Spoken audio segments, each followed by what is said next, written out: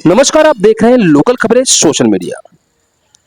दहिसरपुर स्थित SRA project की इमारत में रविवार 7 सितंबर 2025 को आग हादसे को लेकर समाज सेवक आशीष मिश्रा ने बड़े आरोप लगाए हैं संबंधित सरकारी विभागों और नेताओं पर। आइए देखते हैं उनका इस विषय पर क्या कुछ कहना है। कि जन कल्याण बिल्डिंग जो दहिसर की मानी जानी बिल्डिंग है, अभी 6 महीने पहले उसमें शिफ्टिंग हुआ था। शिफ्टिंग के 6 महीने बाद ही अचानक लिफ्ट के जो वायरिंग होती है उसमें आग लगी। आग लगने की वजह से काफ़ी धुआं पड़ा। एक महिला की मृत्यु होकर कई लोग घायल है। इसके बारे में आपके पास क्या जानकारी है? देखिए, सबसे पहले तो शांति नगर के जन कल्याण एसआरए जो प्रकल्प है, इस प्रकल्प की कहानी पूरे भ्रष्टाचार में लिप्त रही है।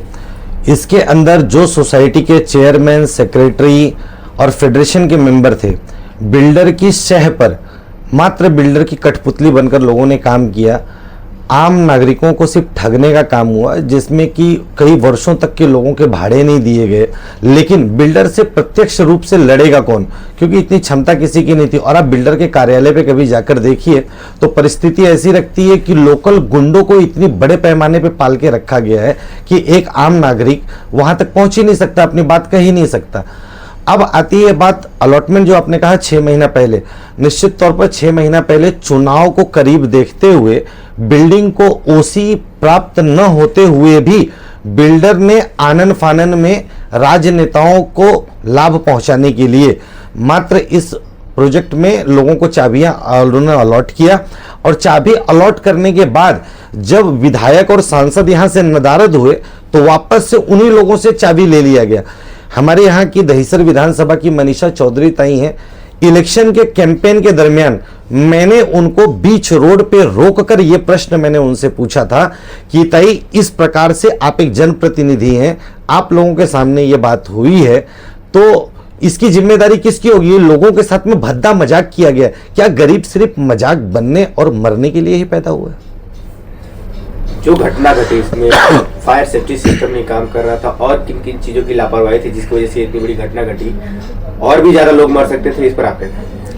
देखिए, अभी कई लोग घायल हैं, अस्पताल में भर्ती हैं, लोगों का इलाज चल रहा है। एक मासूम बच्चे की जान गई है, एक महिला की मृत्यु हुई है। ये 2 की पुष्टि अभी तक हो सकी है। बाकी कई लोग घायल हैं, इसका पूर्ण रूप से पुष्टि नहीं हो पाया है, क्योंकि बिल्डर अपने माध्यम से इस मामले को दबाने के लिए, इसके पहले भी आपको याद होगा, एक पुण्य प्रज्ञा स्कूल में एक वॉचमैन हुआ करता था। वो वॉचमैन इनके दीवार गिर जाने की वजह से उसके घर पे दीवार गिर गई थी और उसकी मृत्यु हो गई थी। उस मामले को भी यूं ही लोगों ने दबा दिया। इस पूरे प्रोजेक्ट में अगर देखा जाएगा तो एक नहीं, सार्वजनिक जो धन थी उसकी खुली नीलामी करके इन लोगों ने उसकी लूट मचाई है, उसका दुरुपयोग किया है। फर्जीवाड़ा करके इन लोगों ने ट्रस्ट की जमीन को, इन्होंने एसआरए प्रकल्प में फर्जी पेपर के आधार पे पूरे प्रकल्प को इन लोगों ने लिया है। एफएसआई का गलत उपयोग ये लोगों ने किया है। और आज के दिन में भी ये लोगों ने पीएपी के नाम पर, एक बार जब आईओडी इशू होता है, आईओडी तब इशू किया जाता है जब प्लॉट कोई वैकेंट हो जाता है। प्लॉट वैकेंट होने के बाद ही आईओडी इशू होता है। लेकिन आज आप देखेंगे सेल की बिल्डिंग तैयार हो गई है, 3-3, 4-4 एसआरए की बिल्डिंग तैयार हो गई है। उसके बावजूद पुराने स्ट्रक्चर को जस के तस वापस तैयार किया गया ताकि उसके नाम पे डबल एफएसआई लिया जाए। एक बार तो एफएसआई लेके खाए हैं, वापस से एफएसआई लिया जाए और पात्र लोगों को अपात्र बनाना, अपात्र लोगों को पात्र करना, ये गोरख धंधा ये बिल्डर की शह में और वहां के जो फेडरेशन के मेंबर हैं उनके माध्यम से किया जा रहा है। और अभी एक बड़ी बात मैं आपको बताता हूं कि आपने देखा होगा कि जब हादसा हुआ, वो हादसे के दरमियान यहाँ के पूर्व नगर सेवक, क्योंकि अभी चुनाव नहीं हुआ है, तो वो भी काफी बढ़ चढ़ के उन्होंने हिस्सा लिया। यदि मैं आपको स्पष्ट रूप से बताऊं तो ये फोटो सेशन वाले जितने नेता हैं, एक बार जरा एनरोज की, नॉर्थर्न हाइट्स की, नॉर्थर्न हिल्स की एग्रीमेंट कॉपी जरा निकाल के देख लीजिए। जिनकी आमदनी 30,000 40,000 रुपया, उन्होंने 2.5 करोड़ 3 करोड़ का फ्लैट लिया कैसे? इसके अंदर नगर सेवक भी शामिल हैं, इसके अंदर विधायक भी शामिल हैं, इसके अंदर सांसद को भी रिश्वत के रूप में इस तरह का प्रलोभन दिया गया है। इस आगजनी का जिम्मेदार किसे मानते हैं? जनप्रतिनिधि भी जिम्मेदार हैं, क्योंकि उन्होंने अपने प्रलोभन के चक्कर में बिल्डर को खुली लूट करने की छूट दी। और बिल्डर ने तो पहले दिन से ही लूट मचा रखी है। उन्होंने सरकारी जमीन की लूट रखी, खाली जगह पे डुप्लीकेट पेपर्स बना के उन्होंने 650 से अधिक फर्जी डॉक्यूमेंट इन्होंने डिप्टी रजिस्ट्रार के पास सबमिट करके इन लोगों ने मान्यता प्राप्त करके प्रकल्प लिया। 650 इंटू आप देखेंगे 4 की FSI है, 2400 घर गए कहां, किसको दिए गए हो। मैं इस विषय की शिकायत, मैं यूं ही ये बात नहीं कह रहा हूं, आपके माध्यम से मैं दिखाना चाहता हूं कि मैंने वर्षों से मैं इसकी लड़ाई लड़ रहा हूं। मैं चाहता था कि लोग इसमें खुल के सामने आए। ये देखिए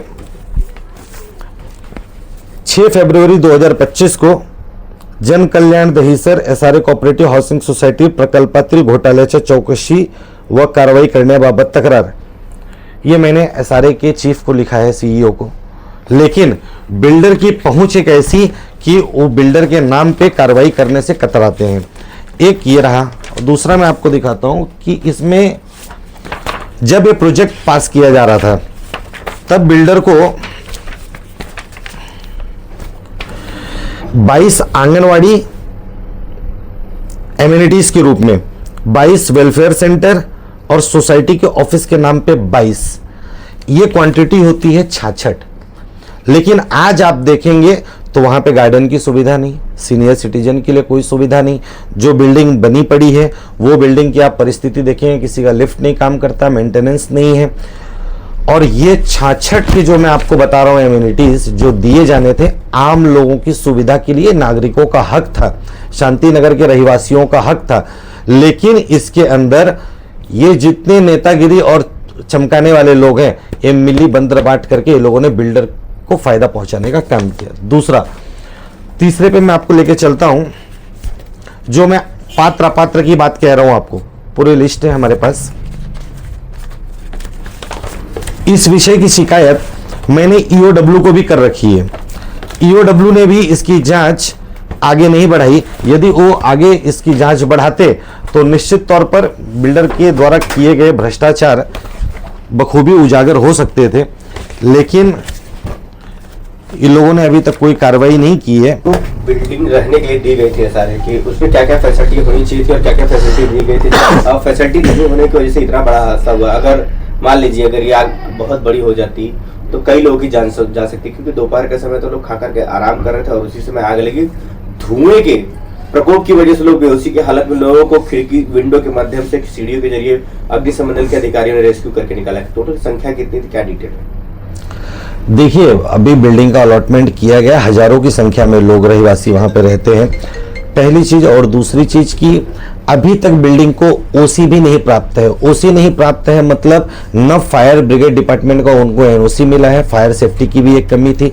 दूसरी, वहां पे CCTV की भी कोई जानकारी नहीं है, वहां पे CCTV अवेलेबल होना चाहिए था, वो नहीं है। एमिनिटीज में जनता को मिलने वाला पानी, लाइट और वहां की सुरक्षा, ये 3 चीज जिम्मेदारी होती है।